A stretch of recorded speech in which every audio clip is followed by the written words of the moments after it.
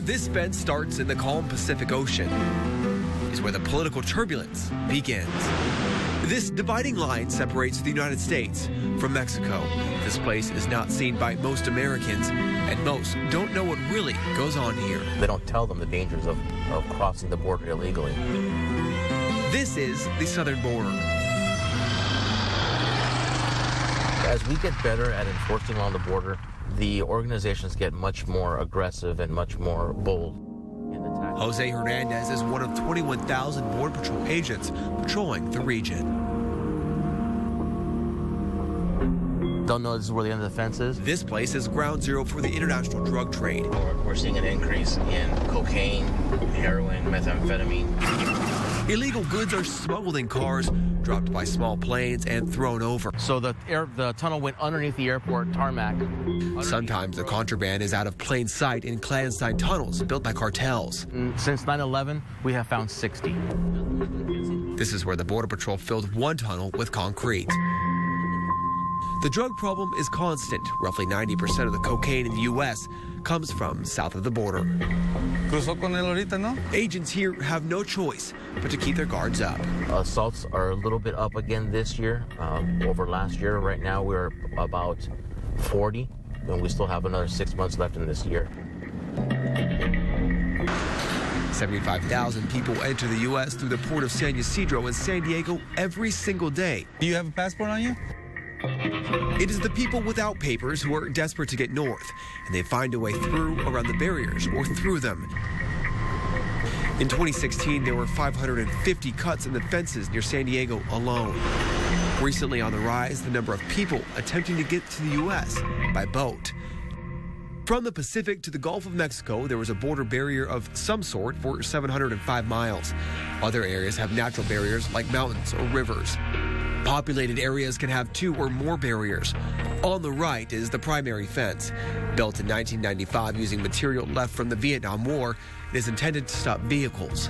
The secondary fence completed in 2008 under President George Bush's Secure Fence Act. In the San Diego sector, the primary fence stretches 48 miles. It ends where the Otay mountain range begins. Right here is the United States. That rock that's behind it is in Mexico.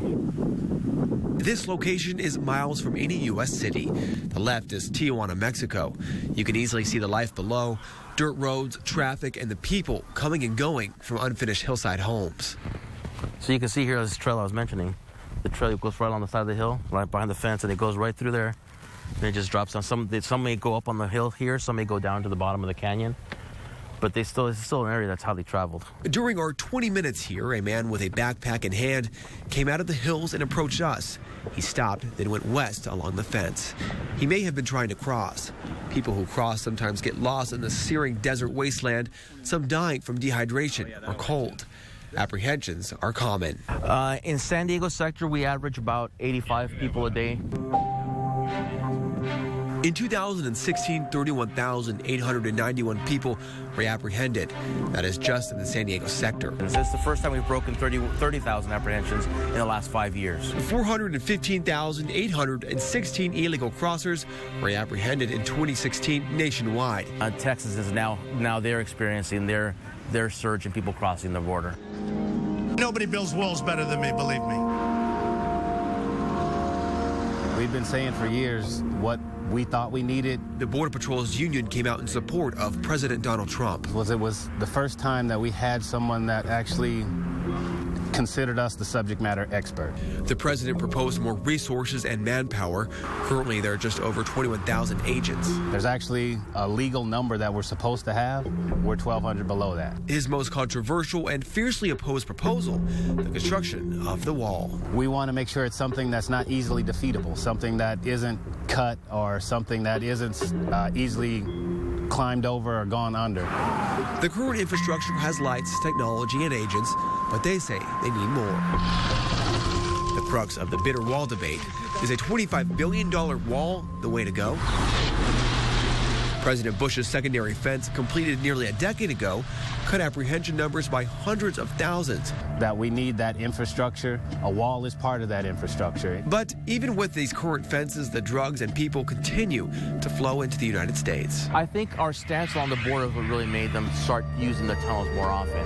Since President Trump took office, illegal crossings have decreased. We want to know who's coming across the border, and that's what we're trying to figure out. But will the wall make us safer, and is it worth it? That is still to be determined. Coming up tomorrow night in part 2 of The Wall, we head to smaller border communities and speak to those who live on the border. We get their reaction to the proposed wall to see what sort of impact they think it will have.